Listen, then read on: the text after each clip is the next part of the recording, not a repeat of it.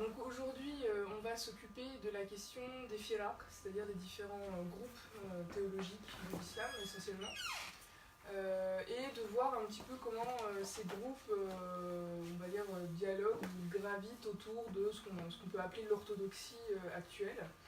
Et c'est notamment pour cette raison que nous avons créé avec Faker la RIM. C'est pour redonner droit de cité à une diversité. C'est-à-dire, dans un islam qui aujourd'hui a du mal quand même à accepter la diversité théologique, le fait de créer une association sur le moutazilisme nous permet de dire qu'il y a autre chose qui existe en islam. On n'est pas uniquement dans... Ça fait bizarre, vraiment. Attends, je vais couper. Et donc c'est-à-dire de vraiment faire comprendre aux gens qu'il y a une diversité théologique de fait qui existe depuis les débuts de l'islam. Donc faire ressurgir cette mouvance, elle a essentiellement ce but d'accepter le pluralisme. Donc nous ne voulons pas que le moutazilisme devienne la nouvelle orthodoxie, c'est pas la question. Simplement de proposer autre chose, de proposer des chemins différents. Le problème en fait qui se pose aujourd'hui en islam, mais qui se pose depuis plusieurs siècles, c'est que les courants dits minoritaires, au niveau du point de vue du nombre, sont en général mis sur le banc un petit peu de la communauté musulmane, souvent par peur de la fitna, de la guerre interne. Et je vois très souvent un peu un chantage à la fitna. C'est-à-dire, si vous commencez à semer un peu la discorde au niveau théologique, on va vous accuser tout de suite de semer la division, le trouble au sein des musulmans, et en général, ça pose très souvent problème. Le souci de cette réaction, c'est que ça empêche toute discussion, tout vrai débat, où on pourrait pourtant discuter calmement de toutes ces questions qui sont fondamentales et auxquelles il ne peut pas y avoir une seule réponse de toute façon, une seule vérité. Alors, la plupart du temps, ceux qui choisissent une autre voie que l'orthodoxie classique sont fréquemment qualifiés d'hérétiques ou de mécréants, qui chercheraient donc à semer le trouble. Alors je pense qu'aujourd'hui, il nous faut vraiment revenir à une bienséance dans la divergence, c'est-à-dire la possibilité vraiment de débattre, de questionner, d'être dans une attitude de dialogue sans systématiquement s'insulter et se manquer de respect. Alors ce refus de la divergence et de la pluralité fait aussi que l'interprétation personnelle des textes est très souvent aussi rejetée. C'est-à-dire qu'on a peur de laisser l'individu un petit peu aussi penser par lui-même à la lecture des textes, par peur justement qu'il un peu invente son propre islam différent de ce qui se passe ailleurs. Donc finalement, l'islam se retrouve dans un paradoxe permanent, c'est-à-dire depuis les débuts, on a une diversité, une pluralité de fait, mais aujourd'hui, elle n'est absolument pas reconnue finalement comme légitime et comme pouvant faire fructifier des éléments intéressants pour les musulmans. Alors pourtant, la tradition prophétique a mis en valeur cette diversité. Vous avez deux hadiths assez connus qui traitent de ce pluralisme en islam. D'abord, le plus connu, je dirais, les différences qui dit la chose suivante. Donc le prophète aurait dit les différences d'opinion dans ma communauté sont une miséricorde, une rahma. Donc on a ici un premier hadith qui montre que le pluralisme est un bienfait divin. Et d'ailleurs la racine de l'ahma, je rappelle qu'elle renvoie aussi à la matrice, à l'utérus. C'est-à-dire que le pluralisme non seulement ne risque pas de faire mourir l'islam, mais au contraire qu'il serait capable de faire germer quelque chose de nouveau et de créer de nouveaux éléments. Vous avez une deuxième tradition qui est un peu plus problématique parce qu'elle a été très souvent détournée par tous les courants en fait, théologiques de l'islam. C'est la suivante. La communauté musulmane se divisera en 73 groupes, des filaq, et tous iront en enfer sauf un. Et justement, la question, c'est de savoir quel est le groupe qui n'ira pas en enfer. Alors, elle est assez intéressante, cette tradition, parce que finalement, elle est ambiguë, mais elle est ambiguë parce que, justement, certains ont voulu y voir nécessairement leur propre groupe théologique aller au paradis. Donc, vous avez des Hanbalites qui ont pu dire que seuls les Hanbalites iront au paradis, etc. Donc cette tradition, elle est très intéressante, justement, dans la manière dont elle a été instrumentalisée par la suite. Et il y a une interprétation moi, qui m'a toujours attirée, c'est celle de Souleymane Bachir-Diagne, qui est un philosophe assez connu de l'islam, et qui a proposé une autre interprétation beaucoup plus large de cette tradition.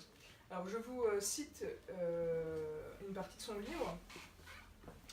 On peut dire que d'entre les 73 factions dont parle la tradition, celle qui sera sauvée est la 74e. La faction qui se situe en dehors de toutes les autres, cette secte au-dessus des sectes qui n'existent que virtuellement, est celle constituée de tous ceux qui, tout en étant membres de l'une des 73, savent sortir d'eux-mêmes et d'une représentation à la fois carcérale et exclusive de l'appartenance. La secte qui sera sauvée est celle qui sait accueillir la différence et dont les membres peuvent se trouver dans chacun des groupes. Seuls s'interdisent le salut ceux qui ont précisément de la différence une vision dualiste radicale, manichéenne, qui n'est pas avec moi et rejetée dans les ténèbres extérieures. Donc ici, vraiment, Souleymane Bachir-Diagne montre la nécessité d'être toujours dans la double appartenance, c'est-à-dire à la fois une appartenance générale, qui accepterait justement la diversité des avis et des opinions, et à la fois la possibilité aussi d'appartenir à une seule école et de choisir un petit peu une voie spécifique. Donc cette interprétation, elle permet vraiment de reconnaître que le pluralisme est une force à la condition que les groupes qui composent l'islam acceptent que les autres existent et soient considérés comme pleinement musulmans. Et en plus, cette interprétation, je dirais qu'elle évite aussi de retomber dans l'inverse, c'est-à-dire le relativisme. Le relativisme, il s'agit un petit peu d'accepter tous les groupes, quelles que soient un petit peu leurs opinions. Là non, en fait, parce que sont disqualifiées nécessairement toutes les interprétations intolérantes. Donc ça permet déjà de se fonder sur quelque chose de beaucoup plus intéressant.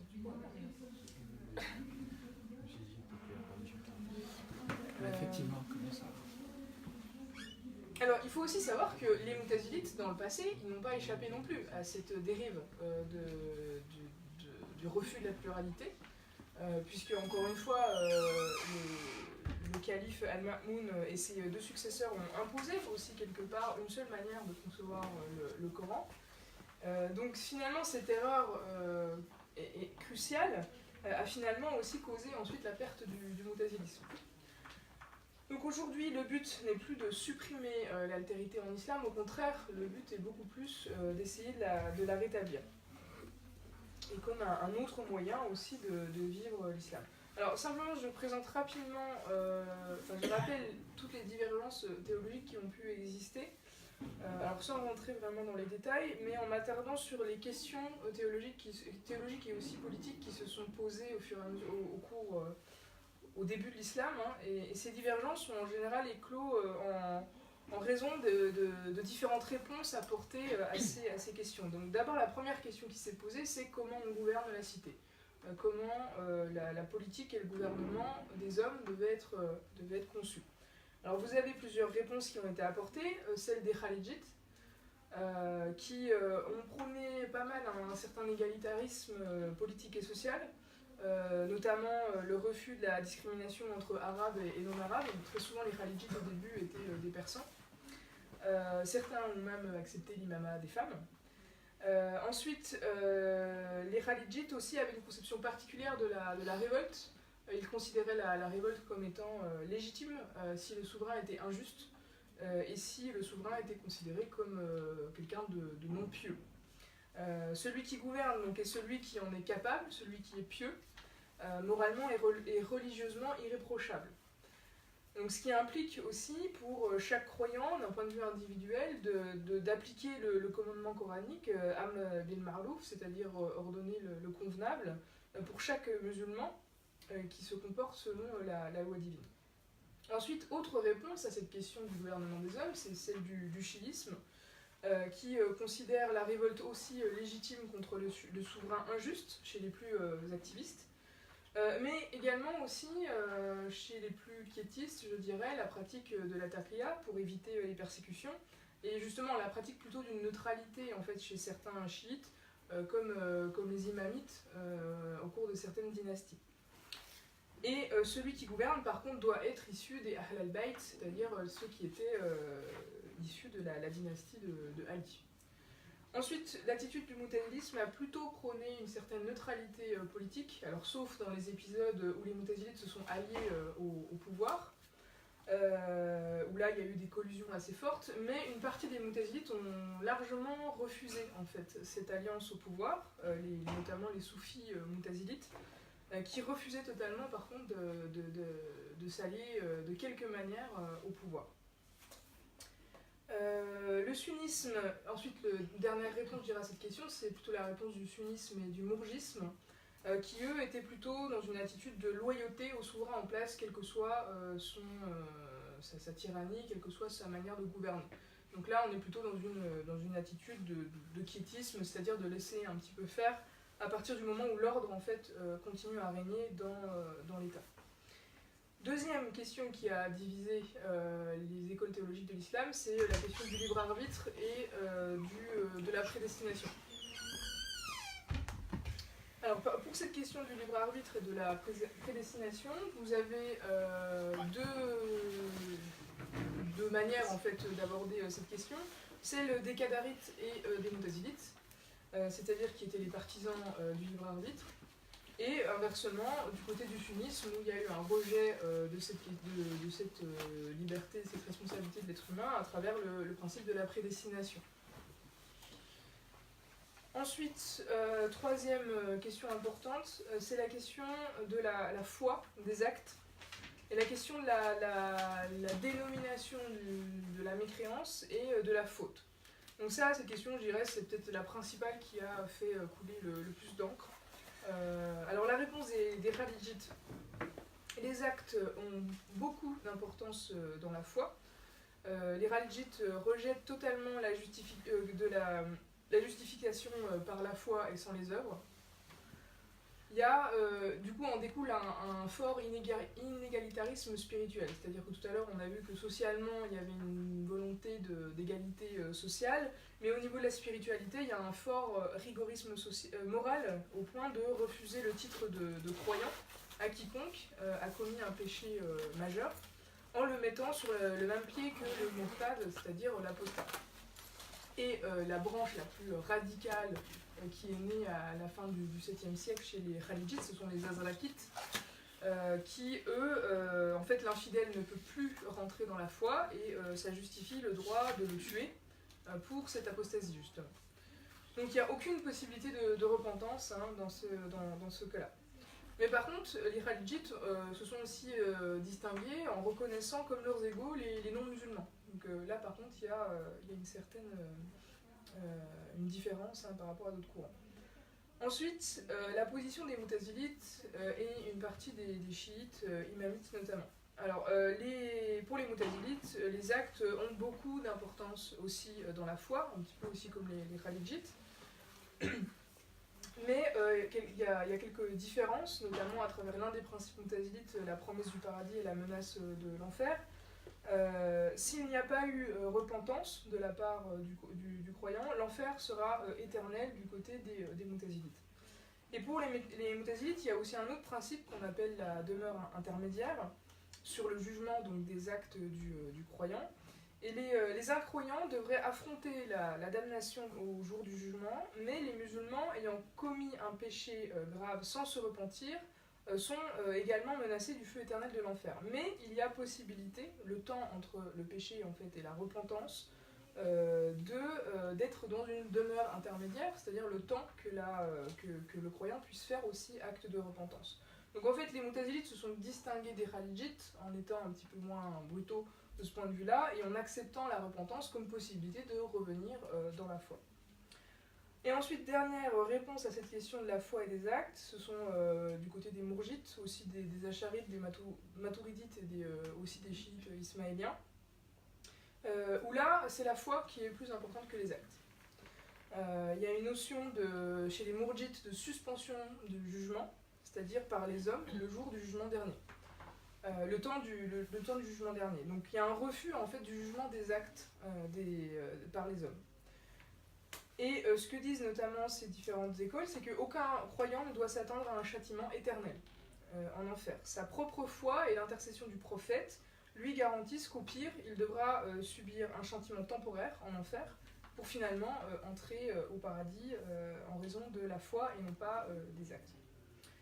Donc voilà pour cette grande question, je laisserai Fakir détailler si besoin. Ensuite, une autre grande question, ça a été la nature du Coran, c'est-à-dire est-ce qu'on considère le Coran comme éternel et incréé ou comme créé. Donc là, le sunnisme a tranché le débat en disant que le Coran était éternel et incréé, alors que les Moutazilites, mais aussi certains courants du chiisme et du religisme considèrent que le Coran, au contraire, est créé. Donc je ne reviens pas sur cette question, on l'a déjà beaucoup abordée précédemment.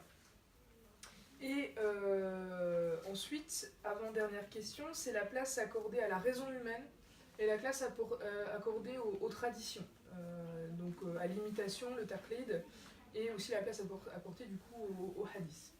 Alors du côté du moutazilisme, et aussi une partie du chiisme, et dans l'acharisme, et l'acharisme dans une certaine limite, il y a un usage autorisé dans la théologie de la raison et de la dialectique qu'on appelle le kalam, donc la réflexion théologique sur le Coran et sur Dieu.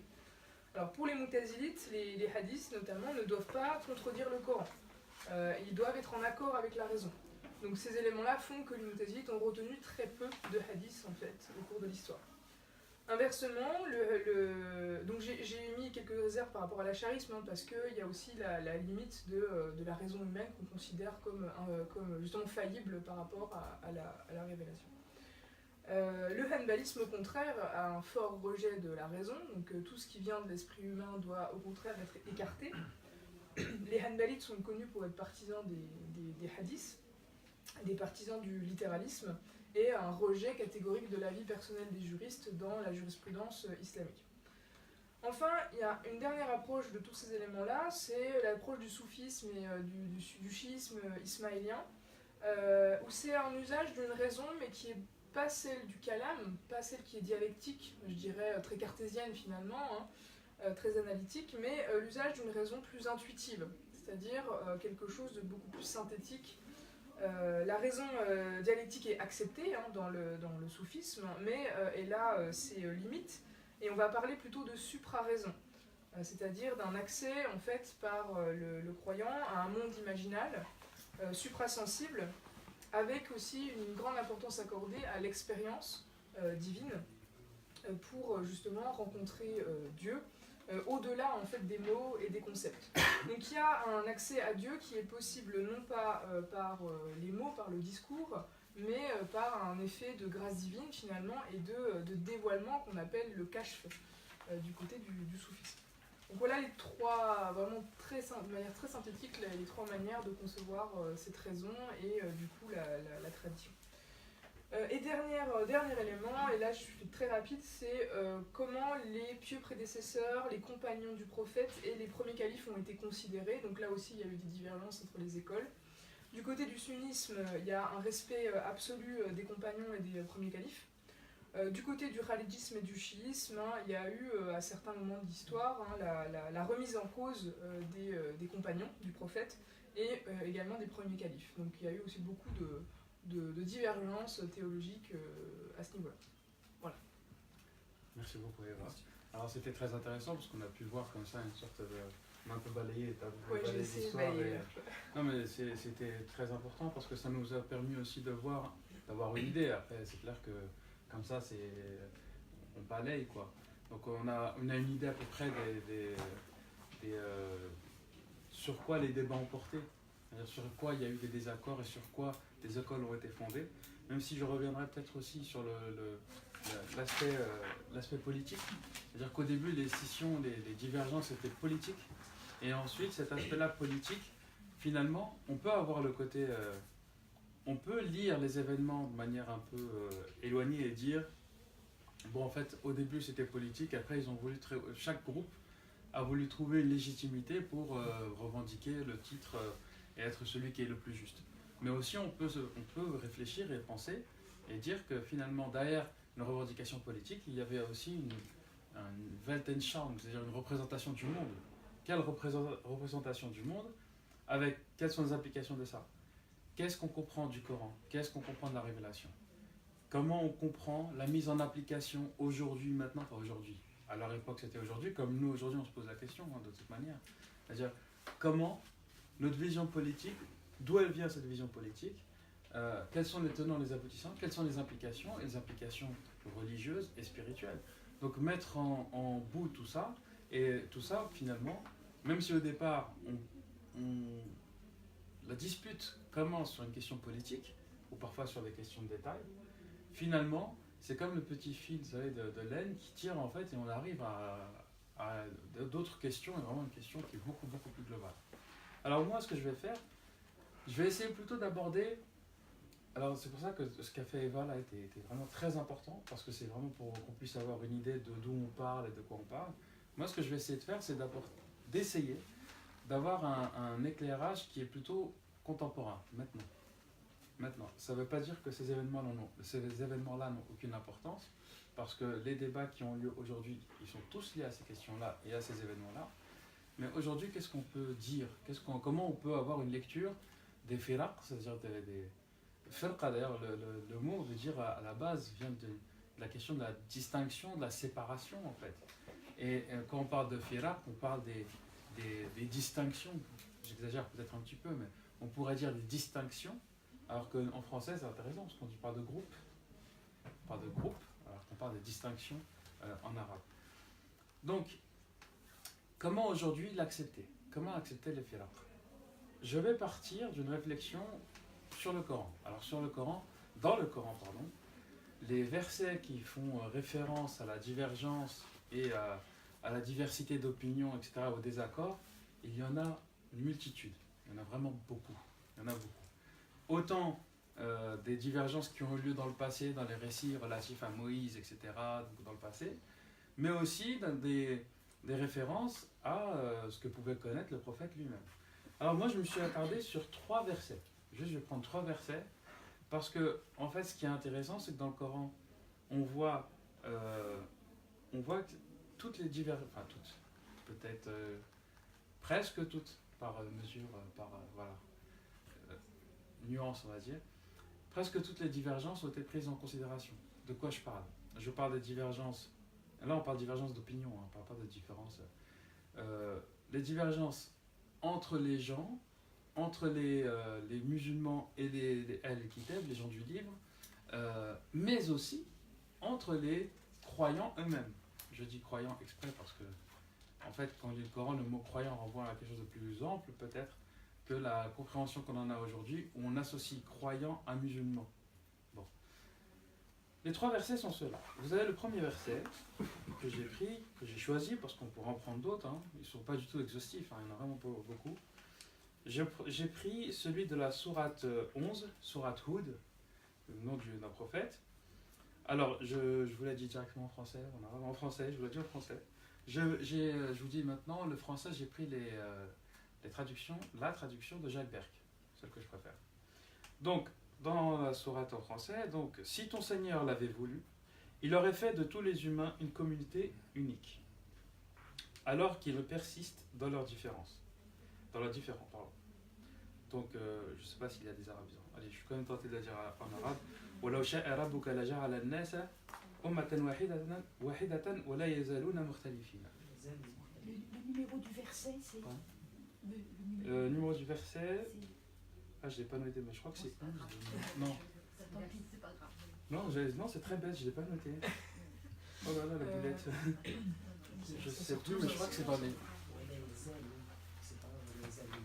Zaloun? C'est pas Zaloun? J'ai noté Zaloun. Bon, j'ai mal recopié. Avant, sur le plan grammatical, ça arrête le nom, mais je ne peux pas entendre. D'accord. Dans ce cas, c'est le premier verset. Je cite les 2 autres versets, puis après on va en discuter. L'autre verset, c'est dans la sourate al-Hujurat, les appartements.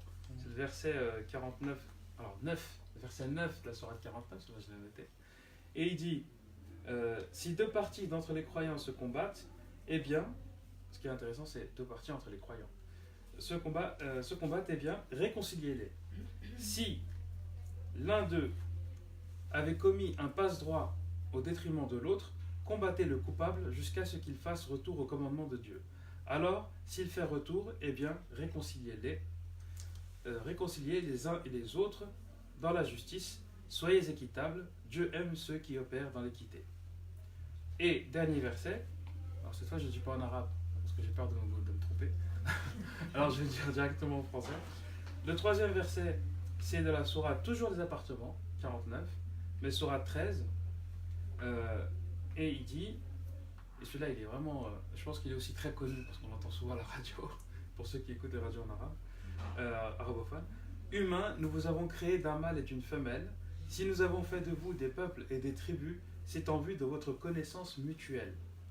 Le plus digne au regard de Dieu, c'est celui qui se prémunit davantage. Dieu est connaissant, informé. Alors, qu'est-ce qu'on peut dire en fait, ces trois versets? Et encore une fois, j'insiste sur le fait qu'il y en a d'autres. Il y en a vraiment d'autres. Ce qui est très intéressant, c'est qu'on a dans le Coran aussi, sur la question de la divergence, des fois le Coran donne la parole à ceux qui sont opposés au Coran, qui sont opposés au prophète, et qui vont avoir des arguments pour dire maintenant en fait ce que tu nous dis, tu appelles ça révélation, mais en réalité ce sont simplement des poèmes en fait. C'est une élucubration de ton esprit, de ta passion, etc. Donc en fait le Coran fait parler ses propres adversaires. Et ici dans ces versets-là, on a une référence à la divergence d'opinion, comment la traiter, ou en tout cas le fait qu'elle existe, qu'elle est... et surtout dans le dernier verset, elle est très très importante parce que ici la divergence c'est pas comme si le Coran faisait une sorte de constat empirique en disant bon bah voilà, elle existe, il y a divergence. Là non, dans ce dernier verset, je vous le rappelle, humains, si nous vous avons créé d'un mâle et d'une femelle, si nous avons fait de vous des peuples et des tribus, c'est en vue de votre connaissance mutuelle. C'est-à-dire que la divergence ici n'est pas simplement un fait empirique et qui s'impose de lui-même, mais rentre un peu dans l'ordre cosmique, j'allais dire, dans le cosmos voulu par Dieu, le cosmos dans l'ordre, la question du fonctionnement du monde. Et donc ici, la question c'est que la divergence, le fait qu'on soit comme ça, même sur le même texte, on va diverger dans la compréhension, c'est une volonté réalisée. Et ça, c'est quelque chose qui me semble tout à fait essentiel à comprendre, parce que, et pourquoi pas admettre, et en même temps, ça fait écho à ce que disait Soleiman Bachardian. C'est-à-dire qu'en réalité, l'idée de se dire qu'il y a une firqa, c'est-à-dire une distinction, ou un groupe qui, lui, serait sauvé, et tous les autres périraient, entre guillemets, on pourrait l'accepter, je pense, au vu de cet éclairage-là, par rapport au fait que le Coran non seulement admet, mais il fait de la divergence, pour reprendre un terme qu'on a quand même bien utilisé de musulman, fait de la divergence quelque chose de tout à fait assumé. Je pense que ça met encore plus en relief les propos de Soleiman Bachardian, qui ne sont pas que de lui, il y en a d'autres qui l'ont dit aussi avant, mais cette idée-là de dire que, en fait, peu importe, c'est sunnite, chiite, ibadite ou que sais-je, c'est pas ça qui va compter. C'est est-ce que vous acceptez la divergence? Est-ce que vous acceptez le fait qu'on puisse penser différemment à partir des mêmes sources, ne pas être d'accord à partir des mêmes sources, et pourtant accepter et dire à l'autre, tu es mon frère, tu es ma soeur, il n'y a pas de problème, je ne vais pas te tuer parce que tu dis que le Coran est incréé, ou parce que tu dis que c'est Dieu qui crée les actes et puis on est des automates. La question elle est, est-ce qu'on accepte? Aujourd'hui, l'autre réflexion qu'on peut faire, c'est que je pense que ce qui tue un peu la pensée, ce qui tue un peu la richesse des différentes écoles, obédience, mouvements, tout ce que vous voulez, et pas seulement chez les musulmans, tout le monde, c'est d'être trop majoritaire. Quand vous écrasez la société par votre domination, la moindre petite divergence, le moindre petit écart est vu comme un péril. Alors que je pense que la divergence, au contraire, est une occasion d'être toujours au contact du texte et des sources de manière toujours vivante. Toujours dans le débat, toujours dans la réflexion. Après tout, pourquoi est-ce que j'aurais raison? Pourquoi? Peut-être que l'autre aussi. Peut-être que moi, je ne vois pas. Peut-être que je sais que j'ai raison, mais il y a quand même quelque chose qui manque dans ma case, on va dire, dans ma case de cheminement. Donc en fait, ici, il y a cet aspect-là me semble très important. Et pourquoi je parle de ça? Parce que je pense que quand on voit ce que tu disais tout à l'heure sur la fitna, on vous menace, comment on appelle ça, on remue la fitna comme un chiffon rouge. Dès que vous commencez à sortir un peu de ce qui se dit, on commence à crier ah fitna, fitna, attention, tu vois. Quel beau en faire. Au moins. Oui. Au moins. Ouais. Je pense que quand on fait ça, c'est parce qu'on n'a pas l'éthique de la divergence. Et ça, c'est quelque chose dont tu as parlé tout à l'heure. Et dans la pensée musulmane, il y a vraiment un piège là-dessus. Parce que dans la pensée musulmane, vous apprenez, si vous faites des études de théologie, vous allez apprendre, il y a toujours cette sorte de module qu'on appelle Adab al-Irtilaf, c'est-à-dire la bienséance des divergences, ou le savoir-vivre des divergences, comment dirait-on. L'humanité dans la divergence. Enfin, bon, vous voyez un peu le sens. Or, qu'est-ce qu'on apprend en fait? On vous apprend que, regardez les différentes madhahib, c'est-à-dire les différentes écoles juridico-rituelles, sous implicitement sunnites, on ne parle pas des chiites, des ibadites, sunnites. Donc les 4 reconnus, hanafites, dans l'ordre hanafite, malikite, shafi'ite, hanbalite. On vous dit, regardez, c'est extraordinaire, regardez, nous les musulmans, on assume la divergence, c'est assumé, on accepte la divergence, il n'y a pas de problème et tout. Mais oui, d'accord, le mais, voilà. le mais est redoutable. Parce que quand on vous dit mais, en fait, on accepte la divergence, mais pas sur les questions dogmatiques. Voilà. On accepte la divergence sur les questions de ce qu'on appelle en arabe le furu'a, c'est-à-dire les applications, les branches, ce qui vient après. Autrement dit, quand vous faites la prière, est-ce que vous devez vous tenir les mains croisées, vous lâcher, ou est-ce que vous pouvez manger à tel moment ou tel autre quand on jeûne? Des questions de pratique. Alors là-dessus, on vous dit, il n'y a pas de problème. Même si on est rattaché à une école, on peut très bien piocher. Et une fois, on est par exemple malikite, et alors on va dire, oh ben non, là, les hanafites sont mieux, donc les hanafites. Et puis là, les shafi'ites, c'est pas mal. Donc, encore, on n'aime pas beaucoup ça. Il faut dire la vérité, on n'aime pas beaucoup ça. Alors, quand on vous dit, Adab al-Irtilaf, en fait, c'est pas vrai. En fait, on vous parle de choses qui, très honnêtement, ça n'a pas beaucoup d'importance. Par contre, sur quoi on attend le Adab al-Irtilaf? C'est sur les questions que tu as soulevées, des questions épineuses. L'être humain est-il libre ou déterminé? Le Coran est-il créé ou incréé? Qu'est-ce que tu as dit? Il y a plein de sujets. Le rapport de l'acte à la foi. L'acte et la foi. L'acte à la foi. Bon, ça, il y a un peu plus d'acceptation parce que c'est un peu plus, j'allais dire philosophique, donc c'est un peu plus compliqué. Donc, mais il y a des abstrait, hein?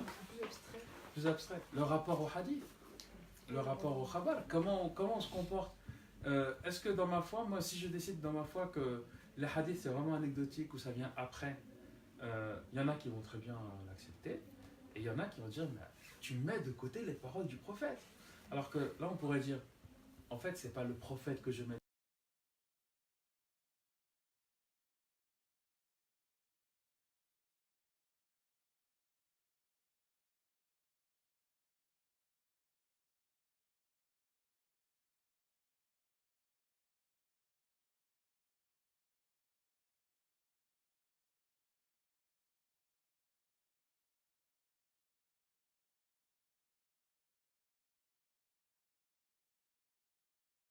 Qui avait écrit un qadi, un religieux. On est à la fin vers les années 770 de mémoire. Donc on est vraiment dans le premier siècle, vraiment au tout premier temps de l'islam. Et cet imam-là, c'était un partisan du ra'i, de l'opinion, donc de la raison. Donc c'est quelqu'un qui mettait les hadiths, ça ne veut pas dire qu'il n'utilisait pas les hadiths. Ils utilisaient les hadiths, mais après. C'est-à-dire qu'ils donnaient quand même une large marge de manœuvre à leur propre réflexion à partir du texte coranique. Ou même à la réflexion. Et donc ce monsieur-là écrit une lettre au calife parce qu'il n'était pas content. Il n'était pas content à propos d'un sujet quelconque. Et dans sa lettre, ce monsieur, Al-Ambari, l'imam il s'appelait Al-Ambari, il utilisait souvent des adages. C'est-à-dire qu'il disait, chez nous en Irak, nous disons ceci, nous disons cela. Il disait des adages comme nous on dirait mariage pluvieux, mariage heureux. Un adage en France, voilà. Alors, ce qu'il faut retenir, c'est que là, la lettre, elle date de 770, la fin des années 770, pas loin de 780. on a ces adages-là, donc qui sont mentionnés dans la lettre comme étant des adages, des proverbes locaux. On les a entre 50 et 80 ans plus tard. Ils apparaissent où? Dans les Bukhari et Muslim. Avec An, donc selon machin, le prophète a dit. Et là, vous avez l'adage qu'on retrouve dans la lettre plus ancienne. Donc c'est un peu... imaginez l'adage. Selon, le prophète a dit mariage plus vieux, mariage heureux. Non mais vous vous rendez compte? Et ces rapports-là ont été considérés comme des sahih. Ils sont rapportés dans les sahih. Donc en fait, on peut comprendre du coup les gens qui vont se dire si moi j'avais entendu le prophète dire la chose, il n'y a plus de réflexion. J'y vais. Le prophète a dit, bon, bah voilà, j'y vais. Mais là, la question, elle n'est pas là. La question, elle est que ce que je lis là me semble tellement énorme par rapport à ce que je sais par ailleurs, par rapport à mes lectures du Coran. Parce que c'est ce que tu as dit tout à l'heure, tu as rappelé les critères de sélection chez les Mu'tazila. Mu'tazila a 2 critères de sélection, non-contradiction avec la raison, non-contradiction avec le Coran. Donc quand vous avez des hadiths qui vont dire des choses, prenons un exemple simple, l'apostasie. L'apostasie dans le Coran. Un musulman qui se convertit à une autre religion, ou qui cesse d'être musulman, parce que le moment où il dit « moi je suis plus musulman ». D'un point de vue du légal, comme on disait à l'époque, vous avez les tribunaux charaïques, qu'est-ce qu'on fait? On s'appuie sur un hadith, donc un rapport, une maxime rapportée du prophète, apparemment, dit-on en tout cas, qui dit « celui qui quitte la religion, tuez-le ». Bon. Alors que le Coran prend en charge la question de l'apostasie, vraiment la question de l'apostasie, c'est-à-dire la personne qui était croyante, musulmane, et qui décide de ne plus l'être. Et à chaque fois, même si il y a des imprécations, c'est-à-dire que Dieu va punir, Dieu va s'en occuper plus tard, mais on a des versets qui disent très explicitement que le retour à Dieu, c'est quoi? C'est la mort. Le retour à Dieu, mais aussi le fait de tenir les comptes, donc c'est bien distingué. La mort, mais aussi le fait de tenir les comptes, donc de juger, appartiennent à Dieu. Ça, le Coran, il est très clair là-dessus. Il est très clair. Or, on a des hadiths dans lesquels le prophète il dit, celui qui abandonne l'islam, tuez-le. Mais qu'est-ce qu'on fait?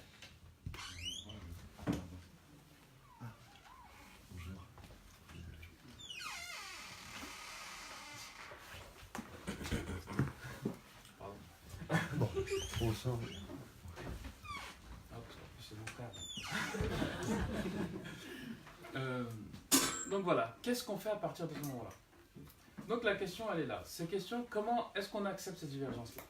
Alors, après, en fonction de la personne avec qui vous parlez, l'imam que vous allez voir, il y en a qui vont l'accepter, d'autres qui ne vont pas l'accepter, mais le problème est que, qu'est-ce qui est enseigné dans le Adab al-Irtilaf? Dans le Adab al-Irtilaf, les questions dogmatiques, il ne doit pas y avoir de différence. Donc, quelle est l'implication? L'application, c'est que si vous n'êtes pas d'accord, on fait quoi? On fait la guerre. On rentre dans une logique de guerre. Donc aujourd'hui, c'est là où il y a un problème et c'est là où on devrait être capable de dépasser certaines prédispositions qui datent de ce qu'on appelle la charia médiévale, donc la charia qui a été comprise avec les moyens de l'époque. Et là, pour l'instant, on a un peu de mal. Alors on ne vous cache pas, je ne sais pas si vous êtes au courant de nos projets de mosquées mixtes, parce que c'est la question de l'Irtilaf à ce moment-là. C'est très intéressant de voir les réactions, parce que rien que ce matin, il y a encore quelqu'un qui a menacé Kaina, qui devait être là, mais je ne sais pas ce qu'elle est. Donc il y a quelqu'un qui a menacé Kaina, de manière très officielle, enfin officielle. On lui a envoyé un message vraiment menaçant. Et d'autres, même s'ils ne menacent pas, c'est-à-dire qu'on n'est pas forcément...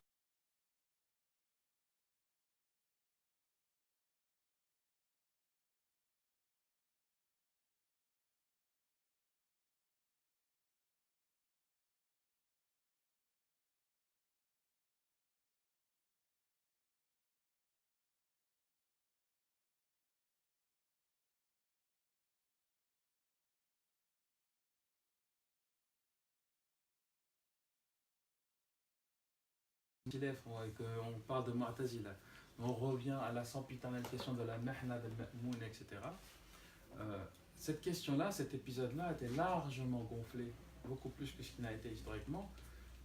J'en veux pour preuve, c'est que le grand héros, dans ma bouche je dis ça avec un peu d'ironie maintenant, Le grand héros qui était Ahmed ibn Hanbal, que je sache, n'a pas été tué, n'a pas été dépecé vivant, ou, comme ça a été le cas de certains, n'a pas été découpé en deux, ou n'a pas été égorgé au pied de la chair, comme c'est arrivé à certains. Donc c'est Ahmed ibn Hanbal, selon des récits, alors qu'ils ne sont pas appréciés par la majorité, Ahmed ibn Hanbal, quand il s'est retrouvé coincé, il a fini par dire que oui, le Coran a été créé, selon des sources très minoritaires. Mais ce qu'on garde de lui, c'est que ça a été un grand résistant, un grand héros. Et autre chose, c'est que celui qui va, parmi les trois califes, Al-Ma'moun, Al-Mu'tasam et Al-Wathaq, les trois qui ont gardé la Mehna, on appelle l'inquisition, mais j'ai vraiment beaucoup de mal avec ça. Parce que la question c'était quoi? C'était d'imposer aux puissants de l'État, aux juges, ceux qui détenaient la vie des gens, à la limite entre les mains, c'était de leur imposer de reconnaître que le Coran était créé. Il ne s'agissait pas d'aller dans les villages, d'aller voir le métayer ou d'aller voir l'agriculteur et lui dire à partir de maintenant tu vas dire que le Coran est créé. C'était pas ça. Il n'y a pas eu des villages brûlés, il n'y a pas eu de persécutions en masse pour que le mutazilisme devienne la religion de tous. Il y a eu les qudats, c'est-à-dire ceux qui étaient les juges, ceux qui étaient en poste de pouvoir, les hauts fonctionnaires, devaient reconnaître que le Coran était créé. Il y avait une volonté derrière délibérée de mettre peut-être une distance par rapport aux muhaddithoun, aux gens qui pesaient et qui pesaient sur la population, les gens des al-hadith qui utilisaient le hadith et qui eux avaient un poids considérable dans la population. Il y a eu une tentative, après on peut les interpréter de manière comme on veut, mais en tout cas ce qui est factuel, c'est que cette question, cette épreuve, c'est le sens du mot mahna, cette épreuve, elle a été imposée aux puissants, pas à tous. Et elle a été limitée dans sa portée. Al-Wathaq, donc celui qui a été vraiment le plus enthousiaste sur cette question-là, lui a effectivement tué un opposant qui fomentait une rébellion, Al-Khuzai. Donc j'ai oublié le nom parce qu'il y a beaucoup de Khuzai en fait. Mais en tout cas, celui-là, il a tué lui-même avec son épée. Il a demandé son épée, il l'a tué, alors que le Qadi Mu'tazili, qui bien sûr après a été chargé de toute la haine, qui s'appelle Ahmed ibn Abi Douad, lui, nous rapportait Tabari, a tout fait pour essayer de le sauver au maximum, pour essayer de...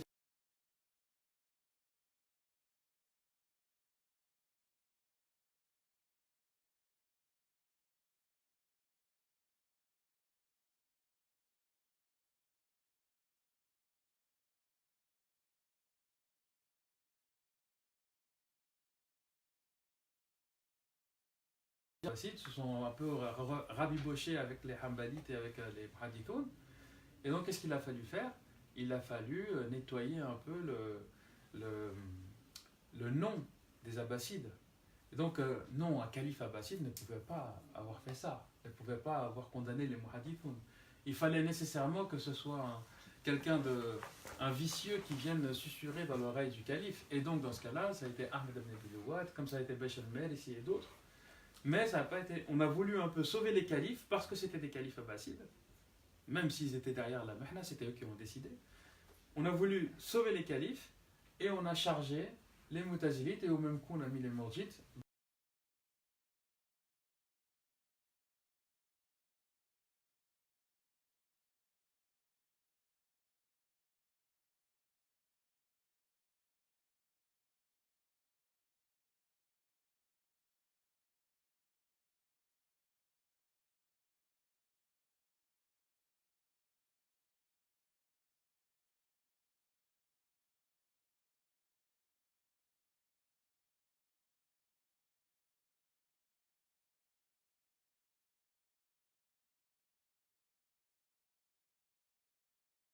Ouh là là, c'était des intolérants.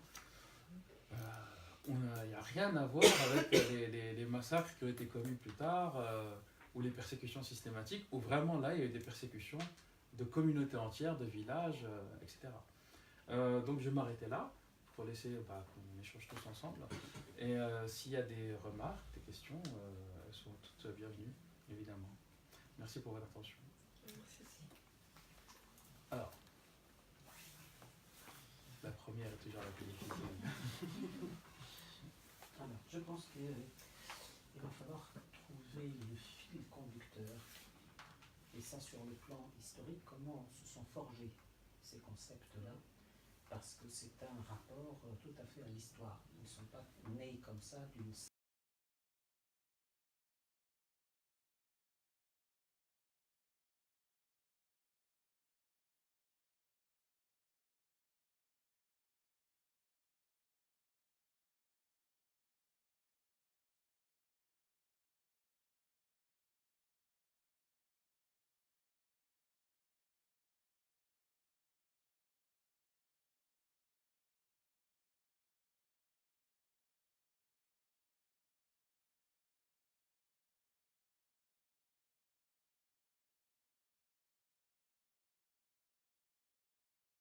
Oui, c'est vrai, ce hadith est authentique, mais le prophète l'a utilisé, il a donc donné cet ordre-là pour que les gens ne le confondent pas avec le Coran. Ce qui est assez ironique, puisque sur le plan littéraire, il y a une différence énorme entre le hadith et le Coran. Et puis on leur dit, écoutez, mais il y a un hadith qui dit que désormais vous avez le droit d'écrire le hadith. Non, il n'y en a pas. Autre argument du temps d'Abu Hanifa. Il y avait 13 hadiths qui étaient en circulation. Abu Hanifa citait 13 hadiths dont les chaînes d'authentification étaient valables. Et Abu Hanifa n'en a retenu que 7. Les 6 autres, il a dit, ils sont en contradiction avec la raison et le Coran, donc je ne les retiens pas. 80 ans plus tard, dans le temps de Hanbal, ils sont 1 million de hadiths. Donc des lapins ne se reproduiraient même pas à ce rythme. À ce rythme-là, ils ne pouvaient même pas se reproduire. Donc les hadiths, en quelque sorte, si vous voulez, en fait, les hadiths, ce sont, si on se met dans le contexte de société tribale du 7e siècle,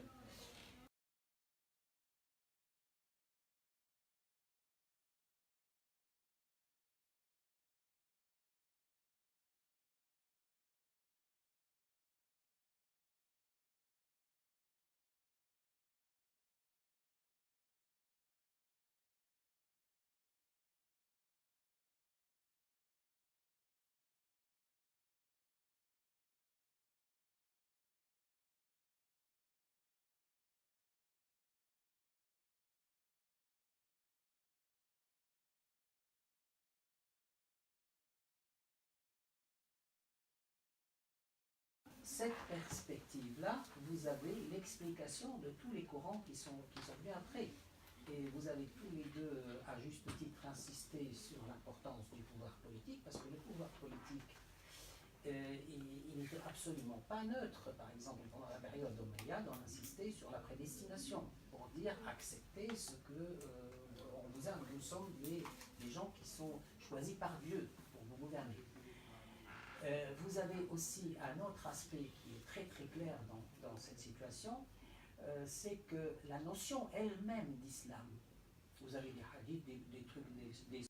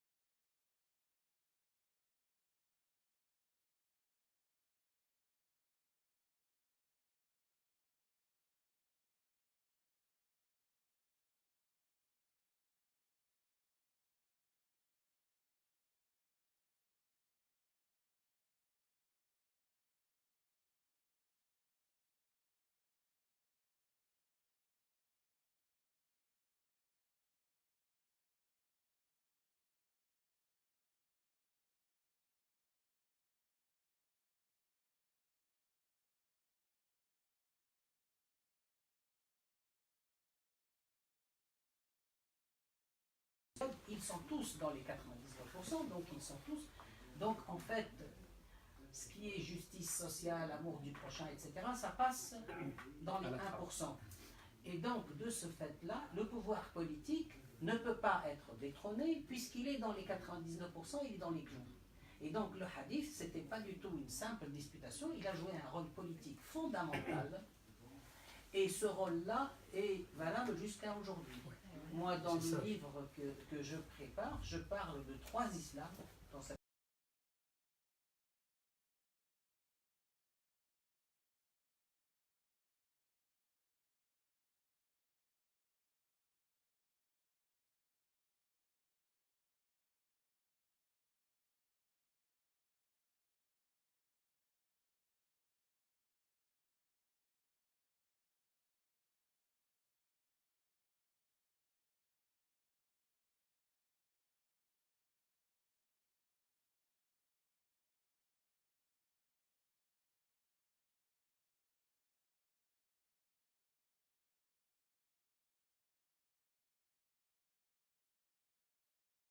ça, l'islam, enfin pas l'islam, les valeurs tribales anti-islamiques que l'islam avait combattu, que le prophète avait combattu, qui ont refait surface. Donc après, vous avez l'esprit impérial byzantin qu'avaient pris les Omeyyades, comme dans l'organisation de l'État, dans la hiérarchie, dans le faste, hein, le luxe et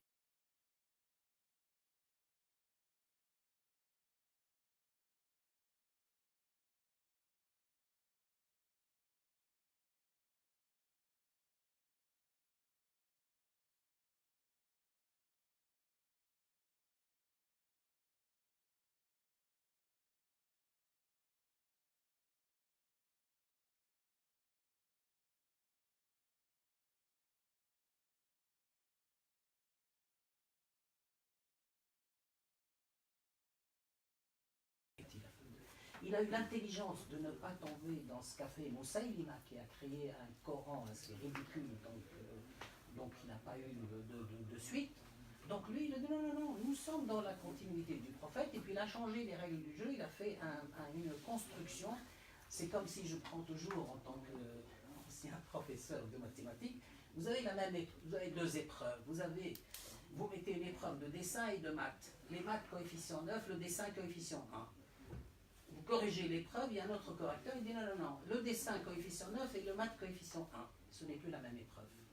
Alors que vous avez fatalement devant vous, bah oui, il y a ça. Donc c'est une autre construction de l'islam de Mohammed. C'est lui qui a eu le droit à la postérité. Il prend d'autres formes avec les Abbassides, etc., des variantes, etc.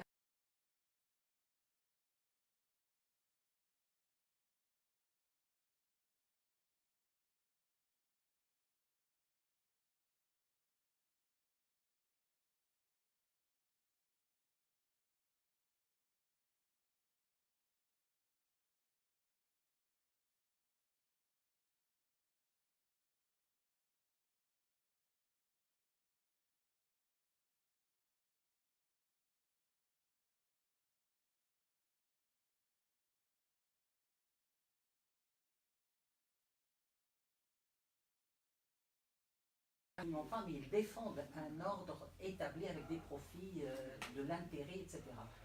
Et donc, tant que ce rapport aux politiques n'est pas, ce cordon ombilical n'est pas coupé, il n'y a point de salut. Et donc, nous avons besoin de toute cette lecture historique pour comprendre comment on en est arrivé là où on est aujourd'hui.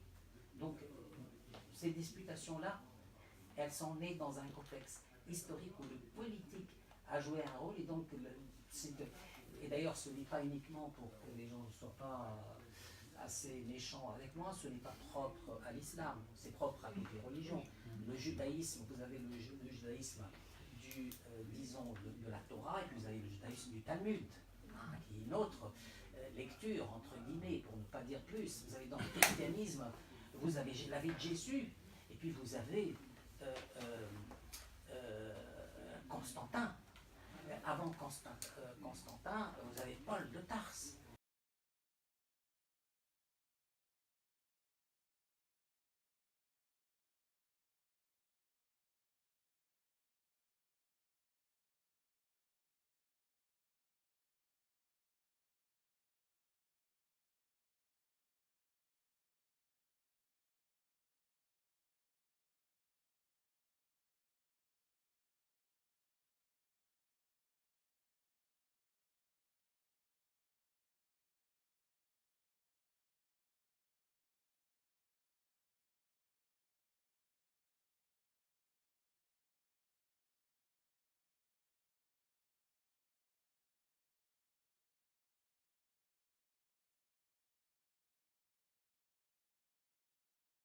Les instituts de formation entre guillemets des jeunes, je veux parler de l'IUSH, je vais parler aussi de Ousouneddine qui est à Saint-Denis, sont des gens, bon, quand on voit que quand on parle économiquement, une année à l'IUSH coûte environ, je ne vais pas dire de bêtises, je crois que c'est 2000 euros.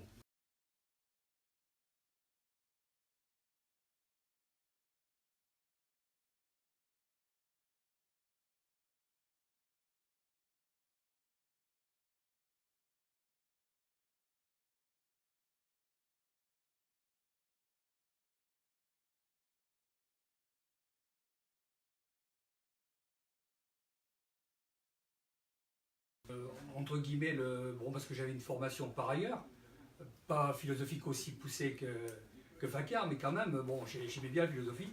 Quand je suis allé dans un institut, au bout d'un an, j'ai très bien compris comment les esprits étaient façonnés. On veut vous amener dans un moule. Et aujourd'hui, moi je trouve que la divergence est une chance. Sans la divergence, moi aujourd'hui, je ne serais plus musulman. Parce que là aujourd'hui, ce qu'on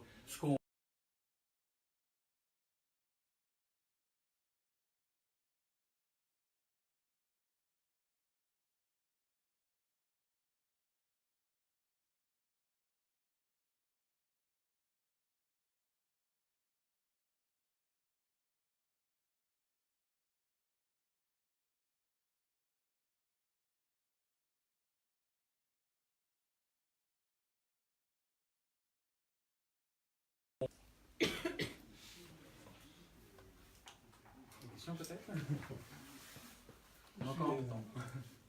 Je suis d'accord avec ce qui a été dit, mais moi ça me décourage.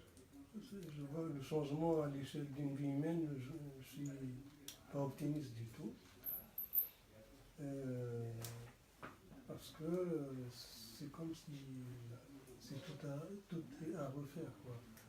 Et voilà. Et la politique qui domine, et dans la politique, la politique, malheureusement, c'est pas dans le sens noble, hein. C'est des lobbies, des trucs, des mafias, et c'est ça, voilà, et quand on regarde de l'autre rive, c'est...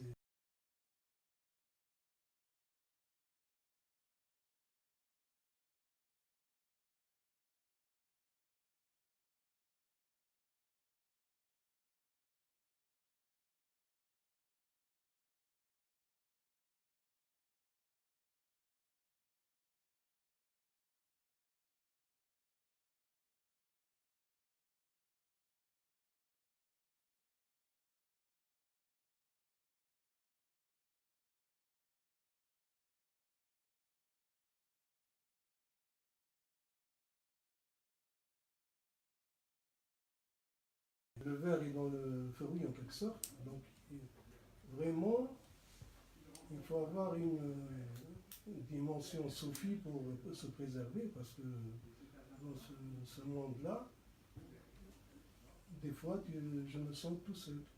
J'ai pas... Oui, parce qu'il y a aussi un besoin...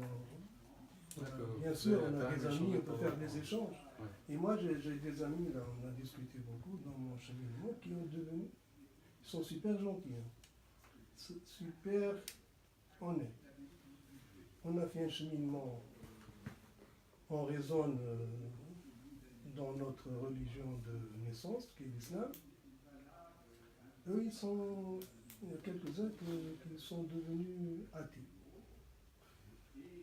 Et moi, bon, ça a choqué quelques-uns parce que chez nous, quand quelqu'un qui dit qu'il est devenu athée, moi je m'en fiche de ce que pensent les gens. Mais le problème, il y a le hadith, on le condamne à mort. Moi, je n'ai pas besoin que quelqu'un me dise que je suis musulman ou pas musulman. Je m'en fiche de son avis. Mais quand il dit que je ne suis pas musulman,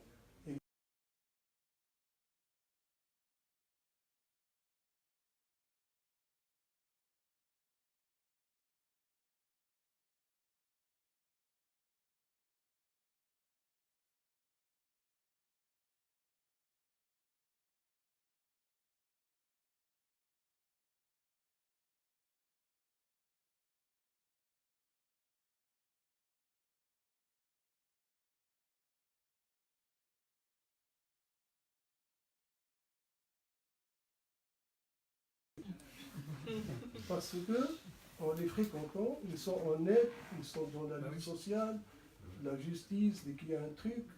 Et je ne peux pas imaginer des gens comme ça, honnêtes et tout, et moi je leur dis non, ils sont, même s'ils le disent. Du coup, je pense que ce qui joue aussi beaucoup en ce moment, et je pense que le monde musulman n'a jamais connu ça comme on connaît actuellement, il y a une forme d'uniformisation justement à cause des moyens de communication, à cause du contrôle que ça donne. Je ne sais pas si on s'imagine, mais avant, quand un calife prenait une décision dans un sens ou dans l'autre, le temps que la décision se répercute jusqu'au bout de l'Empire, il se passait beaucoup de choses. Et puis le temps que moi j'écrive un livre et que ce livre puisse être condamné par la censure, j'ai vraiment du temps, j'ai une large latitude. Alors qu'aujourd'hui, tout est instantané, tout est contrôlé. Aujourd'hui,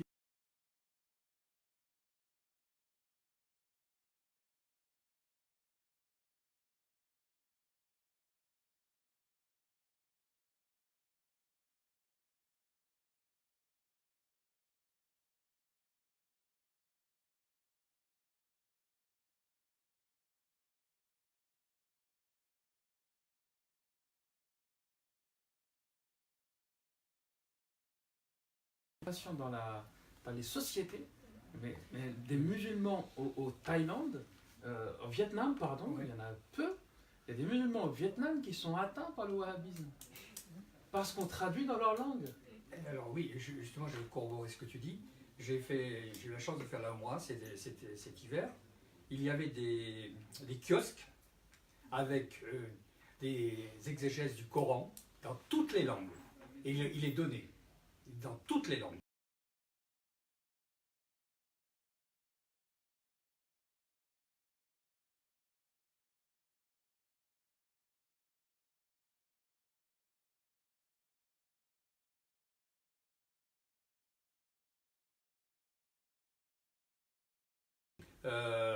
Trois fascicules, donc l'exégèse du Coran et puis certains hadiths indispensables. Je crois que c'est ça, c'est un petit bouquin vert. Voilà, c'était remis et ils nous demandaient notre langue, français, anglais, allemand. C'était comme un kiosque. Et quand on visite des endroits, alors la prière, on s'arrête. Et c'était près d'une mosquée. C'était pas un lieu qui avait été choisi par hasard. Et là, on partait tous à tout le monde est parti avec son fascicule, quoi. Je dirais son fascicule, quoi. Parce que, ouais, voilà. C'est ça aussi qui fait qu'aujourd'hui, on a toujours tendance à dire qu'est-ce que dit l'islam de. Voilà. Alors qu'en réalité,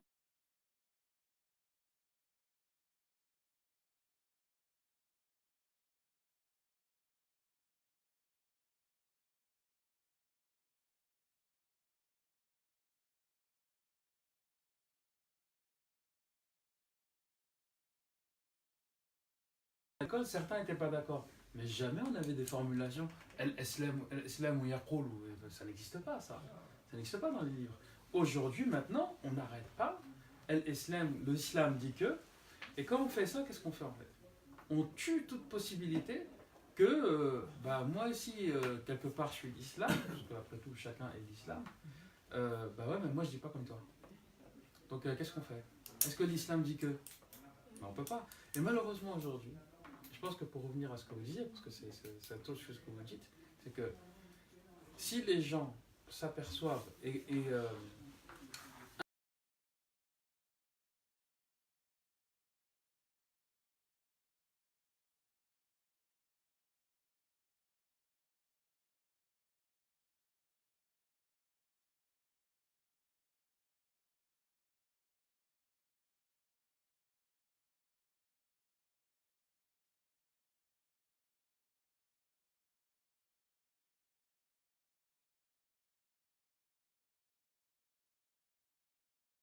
avoir lu que pour certains Hanbalites, par exemple, ils ne peuvent pas prier derrière un Mutazilite. Parce que s'ils prient derrière un Mutazilite, ils sont obligés de refaire leur prière. Ah oui, comme les femmes. Ouais. Parce que sinon, ils sont obligés de refaire leur prière. Comme ils ne prient pas derrière un chiite ou un ibadite. C'est une manière, en fait, de disqualifier. Mais vous savez, à un moment donné, il y en a certains qui ont même dit qu'un Shafi'ite ne pouvait pas prier derrière un Hanafite. C'est pour vous dire, je pense que ça pouvait aller. Mais il faut, à mon avis, admettre ça. Admettre cette. Il y a deux remarques ici. Oui. Très très bref, pour rebondir sur ce que vous avez dit tous les deux. En fait, il y a un nœud qui empêche toute modernisation de la pensée, c'est le statut de l'apostasie. Vous en aviez parlé tous les deux. Et en fait, la notion de l'apostasie a été inventée par Abu Bakr. Elle n'existe nulle part dans le Coran ni dans les faits du prophète. La preuve, c'est que il y a eu quelqu'un de célèbre parmi ceux qui avaient immigré en Abyssinie, etc., qui a changé de religion, qui s'est converti au christianisme. Il a vécu avec les musulmans, en tout cas, il n'y a rien du tout. Vous avez la fille du prophète qui était mariée avec un Kourachite, qui ne croyait pas en l'islam, qui n'a pas... Elle est restée avec lui. Le prophète ne lui a pas dit de le quitter. Elle est restée mariée à un non-musulman.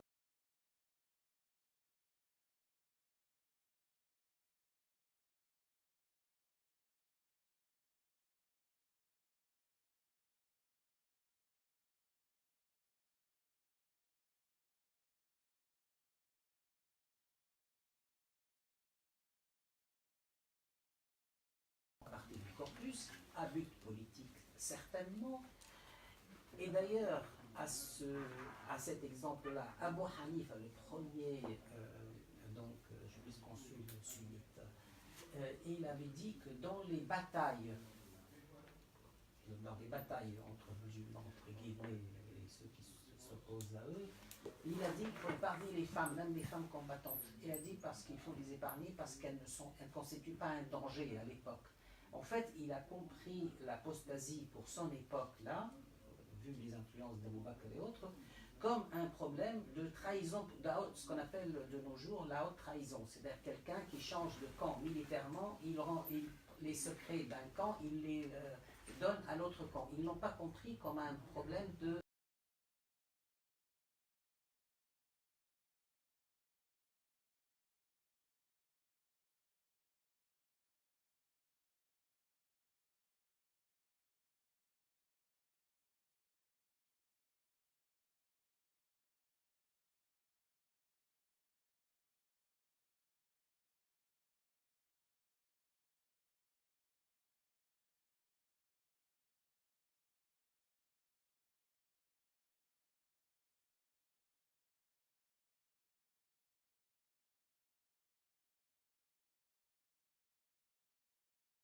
en politique, parce qu'il a accepté le poste de Ja'far al-Mansour, ce qu'avait refusé Abu Hanifa, et on oublie qu'Abu Hanifa a terminé sa vie en prison.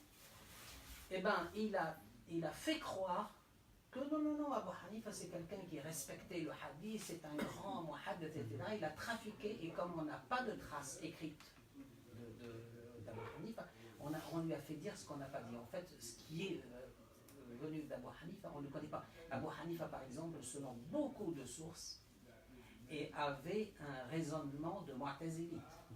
C'était pas du tout... C'est une question sur laquelle juste parce que j'ai on a réfléchi avec Sofiane d'ailleurs, si tu nous vois Sofiane, et lui il réfléchissait, il disait quand même, il a fait une sorte de chronologie avec des personnages célèbres, et ça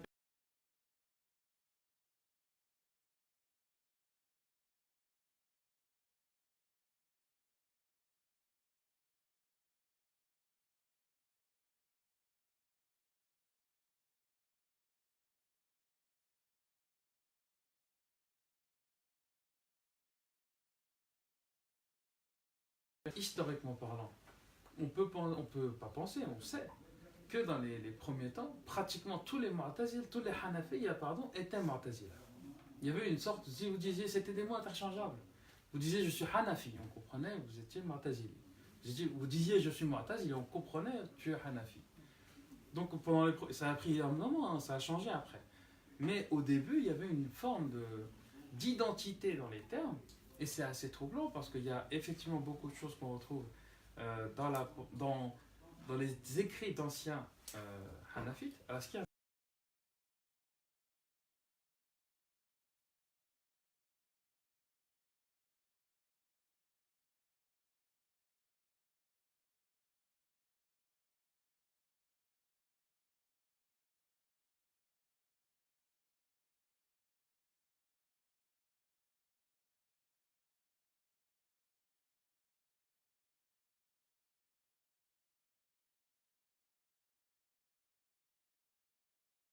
partisan du Coran Makhlouk, du Coran créé. Abu Youssef était partisan du Coran incréé, apparemment. Et c'est Abu Youssef qui accepte effectivement le poste et qui se retrouve. Alors il a gardé des choses hanafites, il a gardé des choses, mais c'est vrai que c'est une question qui interroge parce que d'un point de vue purement historique quand on regarde la chronologie, ce qui est étrange, c'est que c'est un travail que j'aimerais faire et que je n'ai pas encore eu l'occasion de faire, mais essayer de chercher, est-ce qu'on n'a pas des textes, d'ailleurs si quelqu'un a des informations, je suis preneur, est-ce qu'il n'y a pas des textes où on parle en même temps d'Abu Hanifa et de Wasl? On trouve des textes sur Abu Hanifa et Zayd ibn Ali, on trouve des textes sur Zayd ibn Ali et Wasl, mais on trouve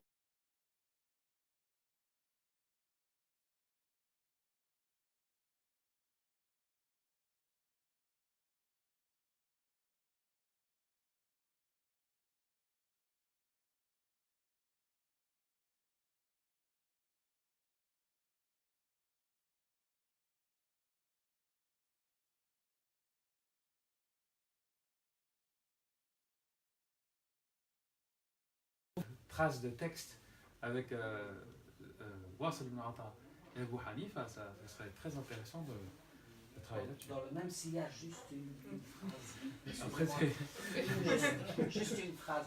Dans le même sillage, vous allez voir, pour résoudre un peu ton énigme qui est très intéressant, qui est la mienne aussi, entre parenthèses, vous allez trouver que tous les Mu'tazilites, Abu Hanifa compris, ils ont une préférence pour Ali ibn Abi Talib, pour la succession du prophète. Tous. Je ferme la parenthèse, excusez-moi.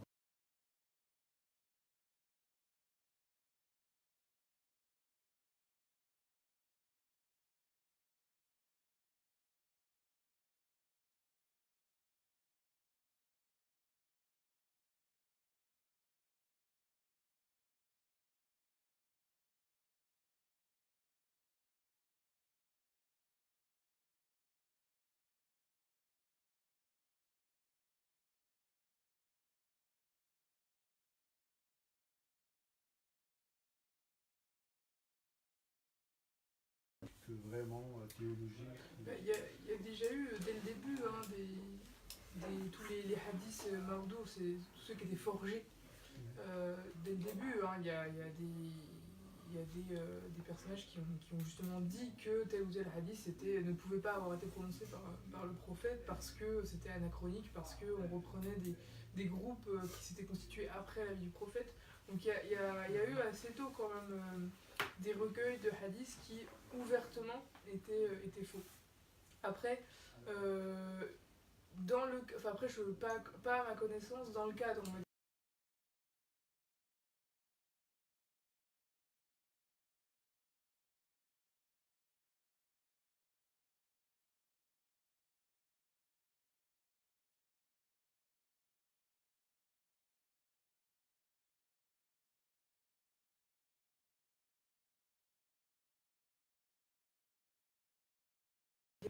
ils remettaient leur fiabilité, ils remettaient leur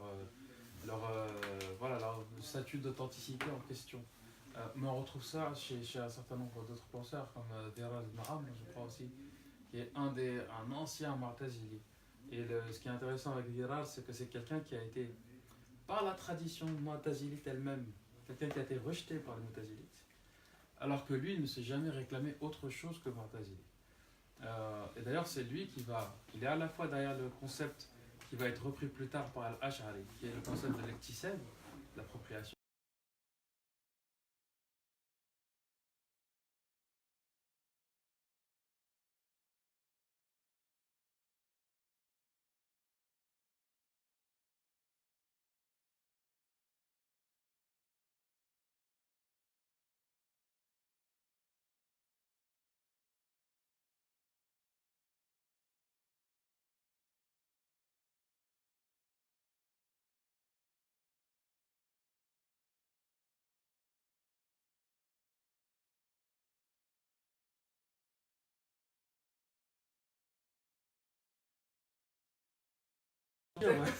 Elle fonctionne un petit peu dur.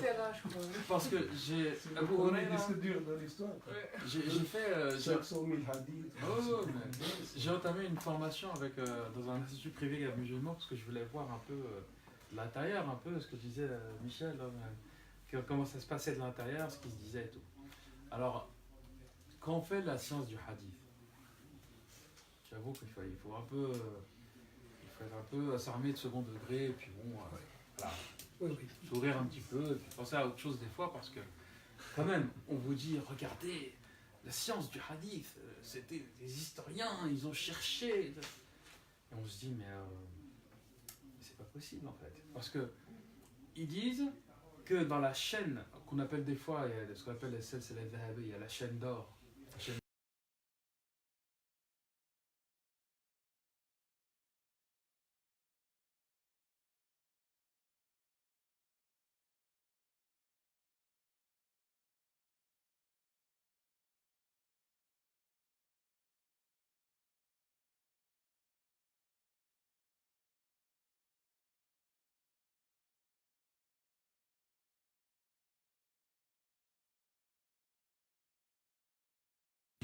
Pourquoi? Parce que les gens qui sont dans la chaîne, du moment qu'ils font partie de la bonne école, qui sied au pouvoir politique, alors le hadith est excellent. Et du coup, pour moi, vraiment l'exemple, le parangon de cette histoire-là, c'est Abu Huraira, qui rien qu'à lui-même suffit à détruire tout ce qu'on appelle science du hadith. Parce qu'il n'existe pas la science du hadith. C'est une discipline, c'est pas une science. Pourquoi? Abu Huraira, en reprenant les sources sunnites, je ne parle même pas des chiites et tout, qui n'aiment pas, prenons les sources sunnites. Dans les sources sunnites, il y a tellement eu de remise en cause de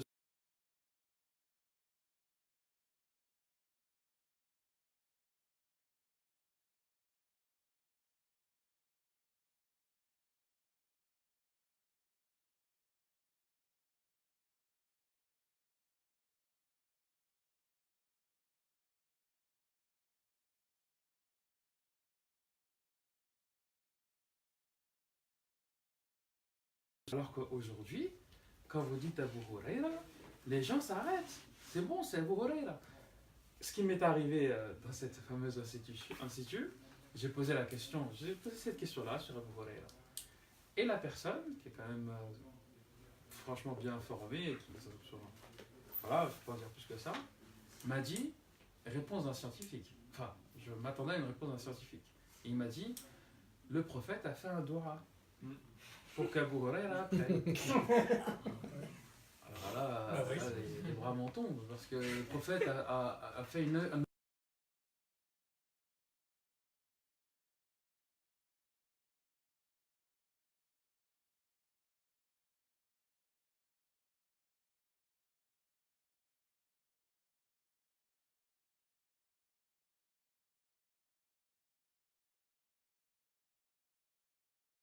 que le fameux hadith qui est retenu par tout le monde et qui dit que le prophète avait interdit qu'on retienne des hadiths. Mais bon, ça vous montre un peu les contradictions et les choses qui font que quand on refuse de penser, quand on refuse de l'introspection, quand on refuse de se remettre en question en acceptant la parole de l'autre, eh ben, c'est là où on peut avaler des couleuvres comme celle-là et ne pas s'en apercevoir. Parce que quand je parle avec certaines personnes et qu'on parle de cette question-là, quand on prend le temps, mais réfléchis aux implications. Est-ce que tu penses que... À un moment, même la personne qui au début, elle était comme tout le monde, parce qu'on est dans une forme d'habitude de penser, et puis on réfléchit même plus en fait. Juste on se contente de prendre. Et puis quand on prend 2 minutes, ah ouais, quand même. Mais en fait, ça, je pense que s'il y a un salut en termes de vrai adab al-irtilaf, c'est-à-dire de vraie bienséance dans la différence, c'est le fait qu'on puisse un jour avoir cette discussion-là.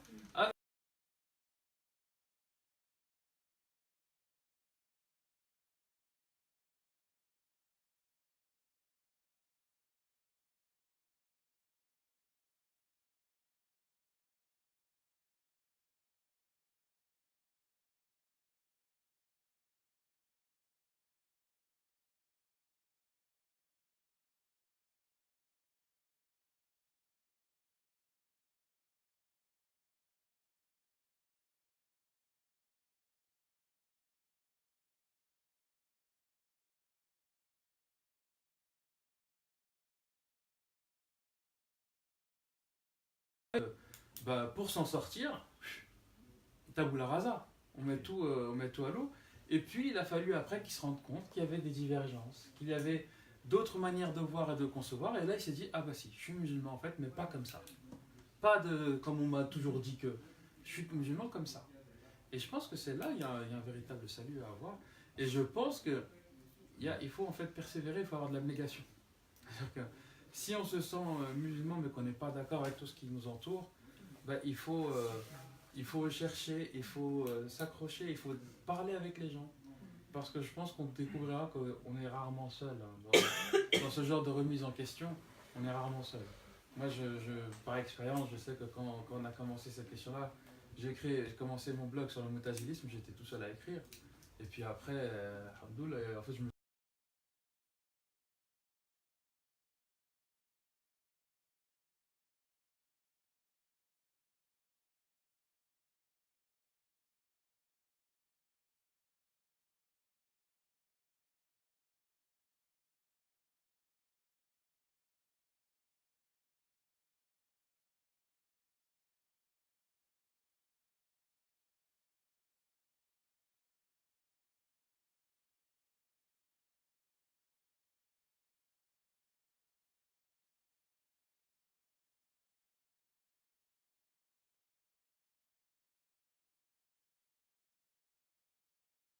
Il a fait 2 minutes 20 secondes par hadith, ça occupe les 24 heures du prophète. Ça veut dire que le prophète ne peut plus dormir, ne peut plus voir ses femmes, ne peut plus voir les musulmans, ne peut plus faire ses prières, ne peut plus faire les ramadans, ne peut pas sortir de chez lui, ne peut pas dormir 1 minute.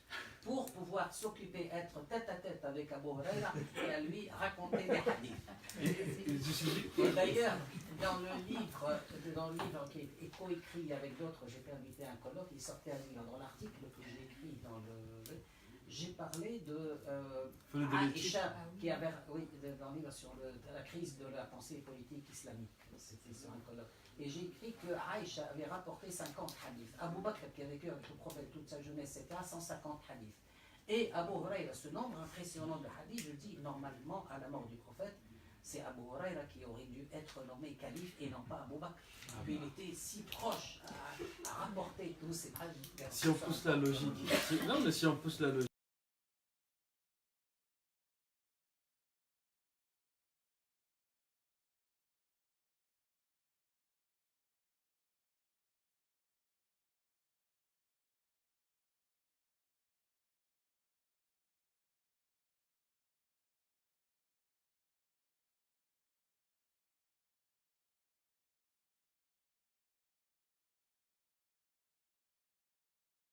De Jumu'ah du prophète.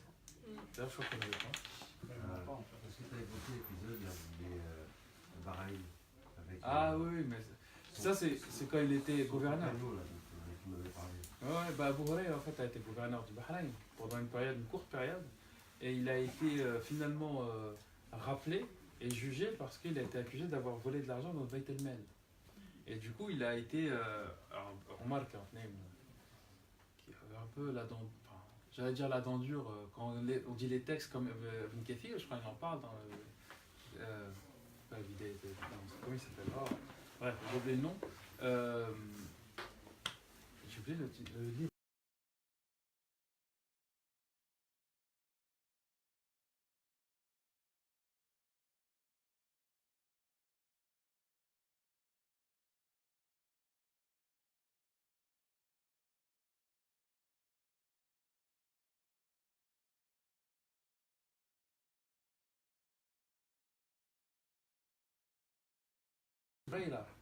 Et quand on dit Abu Huraira aujourd'hui, tout le monde s'arrête, alors que c'est ultra problématique en fait. Il y a d'autres sources historiques qui disent qu'Abu Huraira a été nommé gouverneur du Bahreïn par Muawiyah pour service rendu, parce que Abu Huraira a pris position pour Muawiyah contre Ali ibn Abi Talib dans ce qu'il appelle la grande. Il a été toute sa vie après, il a été subventionné par Muawiyah. Oui, et quand il est mort, sa famille a reçu je ne sais plus combien d'argent de la part de Muawiyah en remerciement. Il était bien avec un rabbin converti. Je ne sais pas s'il était rabbin Ka'b al-Ahbar, mais il était, en tout cas, il était. Quand Omar lui a mis un coup de pression, il lui avait dit, toi,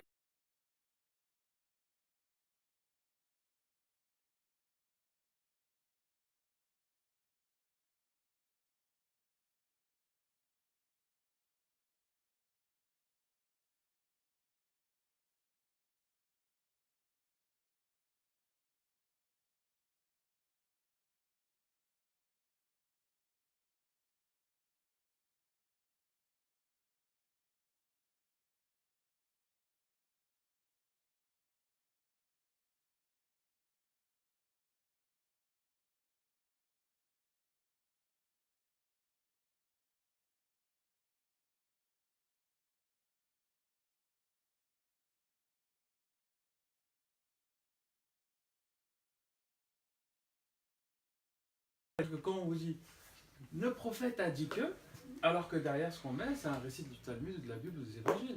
Là, il y a un vrai problème, parce que là, on fait passer quelque chose pour autre chose. Mais si c'est assumé, si on dit, comme ça a été dit dans les évangiles, dans la Torah, ceci, et donc nous on fait comme ça, pourquoi pas, ça existe dans le Shar, on appelle ça l'Amel, comment on appelle ça, Amel, l'Islam, quelque chose comme ça, les actions des gens d'avant l'islam. C'est-à-dire qu'il y a des choses qui sont toujours bonnes et qu'on peut continuer à garder, qu'on peut garder. Mais là, en l'occurrence, ce qui est un peu, c'est le côté tromperie. C'est le côté où on va cacher un texte qui vient d'une source sous le discours du prophète qui aurait eu cette vision-là ou qui aurait eu ce pouvoir-là. Ce qui est grave dans la fabrication du hadith, c'est qu'il y a des gens qui croient bien faire, qui inventent le hadith, parce que les gens fonctionnent avec le hadith. Ouais. Par exemple, si tu fais une prière après ce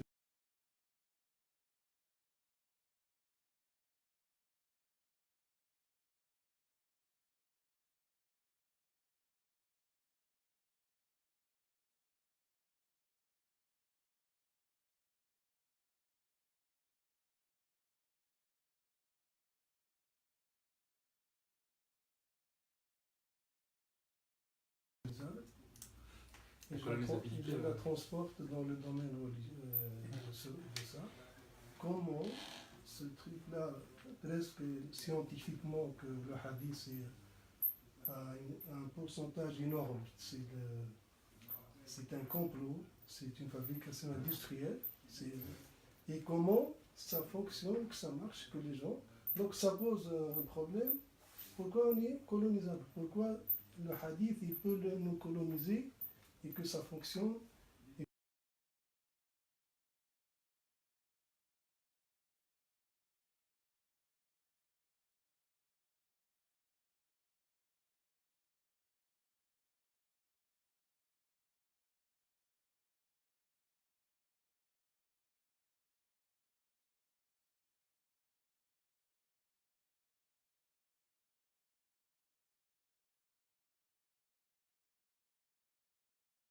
Des siècles dans la paix.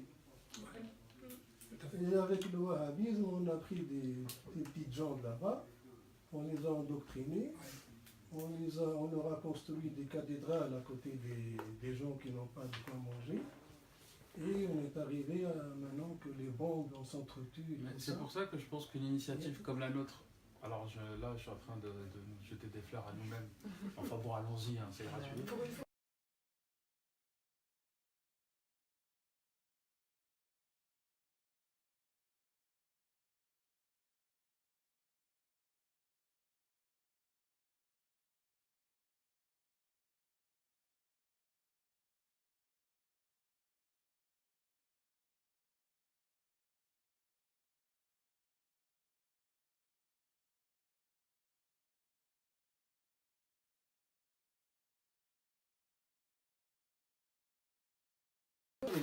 Pourquoi il est dominant? Parce qu'à un moment donné, on a laissé aussi le terrain. Ouais, c'est-à-dire que...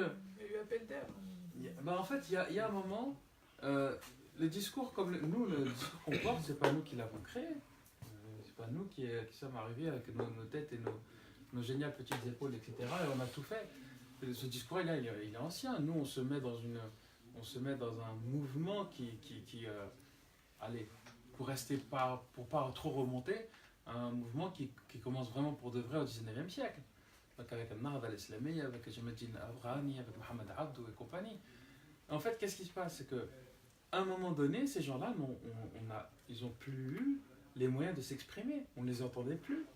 À un moment, ils étaient dans les mosquées. Après, le discours est parti des mosquées pour aller dans les universités. Mais il a quitté les mosquées. Dans les mosquées, on a eu l'autre discours. Un discours qui était uniformisant, qui était aseptisant, qui était, en gros, pas de différence, on est tous pareils, etc. Il faut que nous... C'est aussi pour ça que d'ailleurs il y a 2 projets de mosquée, c'est bien qu'il y en ait 2, c'est bien qu'il y en ait d'autres. C'est que on essaye de reprendre la parole partout. On reprend la parole dans des cercles là de discussion, voilà. Mais le but aussi, ce serait d'arriver à reprendre la parole dans un cercle de célébration du culte, dans un cercle où où on se voit dans un but de religion, de pratique, et d'avoir aussi des discours confessants, mais aussi ouverts à la critique, ouverts à la recherche historico-critique. Et il faut en fait, là je suis un peu en train de donner une solution qui vaut ce qu'elle vaut, mais je pense qu'il faut donner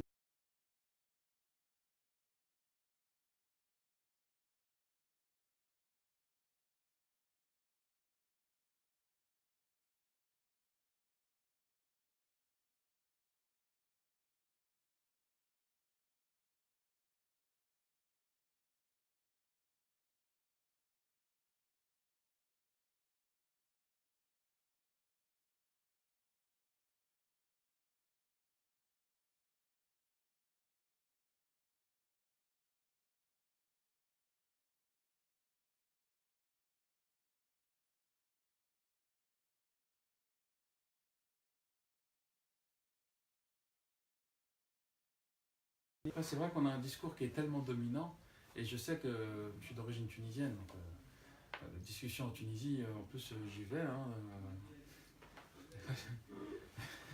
dans le café, je me rappelle, une fois dans le café, on me donnait des coups, je disais tais-toi. Parce qu'en fait, je sais pas, j'avais ce discours-là en Tunisie en 2012, 2013, 2014, à un moment où les salafistes, ils se pensaient un peu, ils faisaient un peu ce qu'ils voulaient, et puis j'ai eu Sidi Célèbre. Le café de Favoris. La Tunisie, si on peut dire, c'est le empire. La Tunisie. Ouais. Oui. Ouais, non, mais à l'époque, à ce moment-là, ils étaient vraiment. Ils se lâchaient, quoi. Enfin, il y avait des barbus partout, des niqabs partout.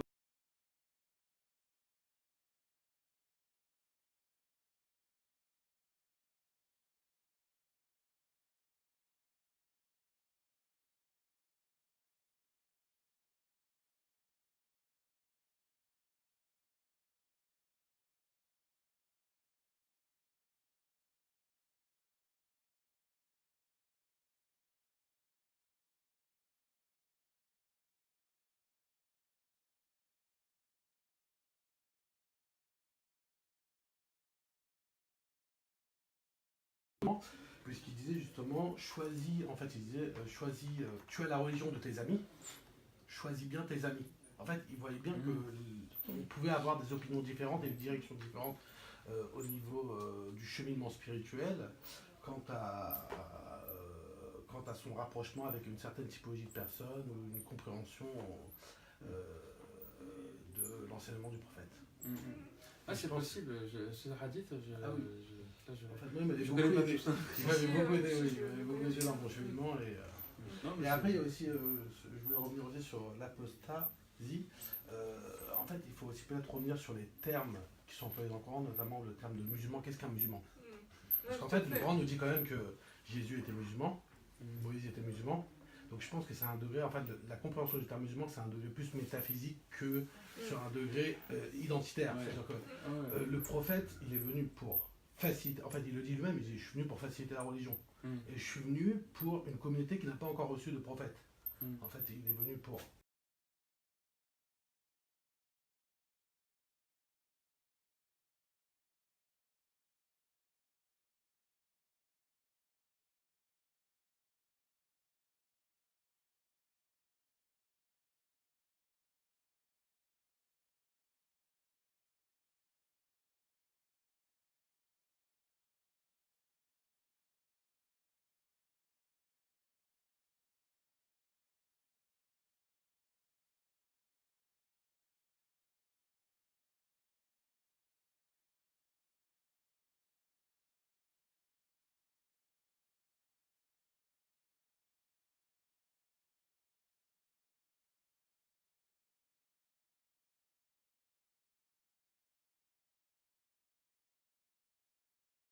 Il y a un côté politisé, parce que justement, tu as celui qui croit sans avoir la certitude.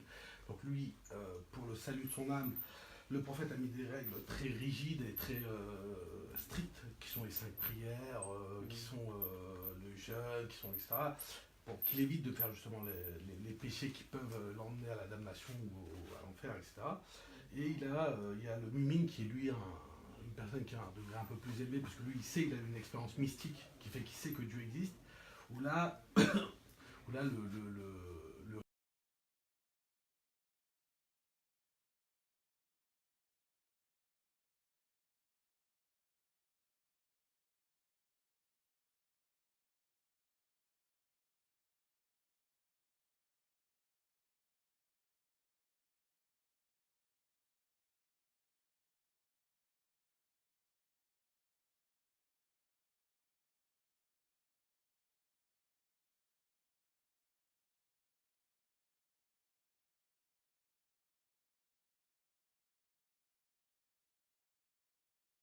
Ça, c'est vraiment la première chose à dire. Après, sur la question musulman, mu'min, il y a beaucoup de littérature là-dessus, parce qu'il y a eu beaucoup de désaccords là-dessus, justement.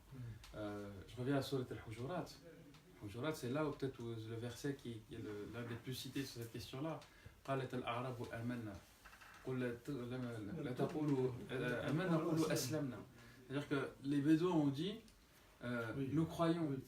Et le verset il dit ne dites pas nous croyons, dites nous nous sommes soumis. Nous nous sommes... En fait, c'est quoi en fait? Après, c'est une lecture que je propose.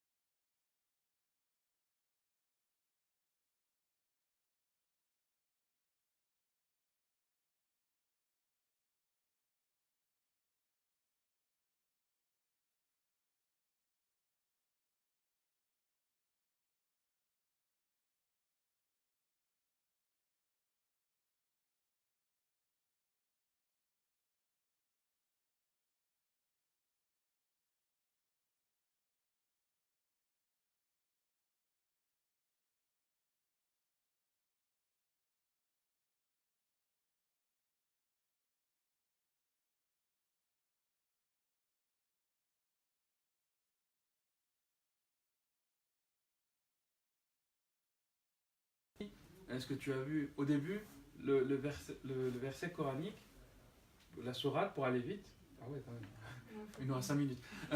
Pour aller vite, la sourate, elle commence à parler de ceux qui dénient la religion, qui est le vrai sens du mot kafir. Kafir, kafara, celui qui recouvre. C'est celui qui sait, mais qui dit non. Donc c'est pas celui qui ne sait pas ou qui ne croit pas à l'islam, il n'en a pas connaissance ou il n'est pas convaincu. Le kafir dans le Coran, c'est celui qui sait, qui voit la vérité et qui la recouvre, qui la cache. Il ne veut pas changer, oui. C'est ça. Non, il cache, il dénie. C'est-à-dire qu'il y a un acte qui fait. Il y a un acte qui fait derrière. Et donc, ici, dans la sourate, elle commence en parlant de ces gens-là. Et après, il y a un lien qui est fait avec qui? Il y a un lien qui est fait avec celui qui accomplit la salat.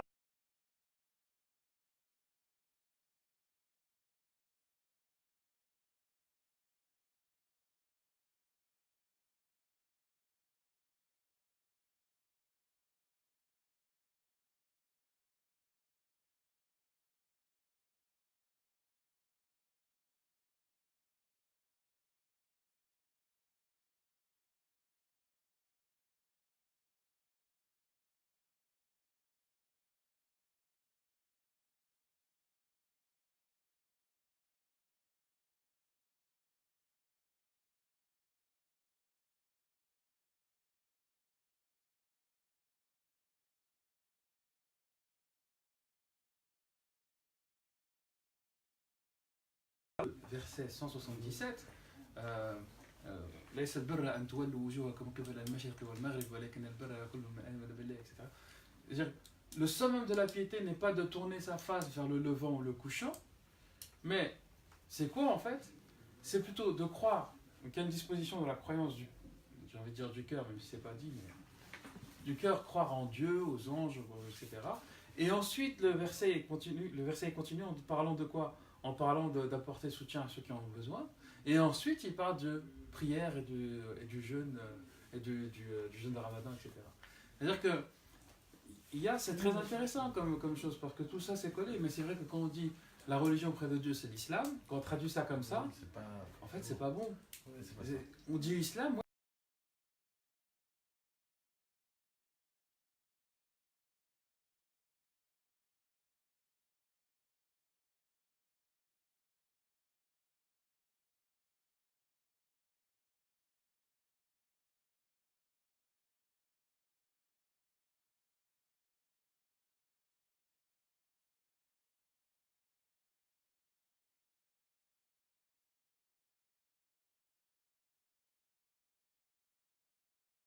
Parce que lui, en fait, il est là pour sauver les âmes, lui, il est là pour le salut des gens.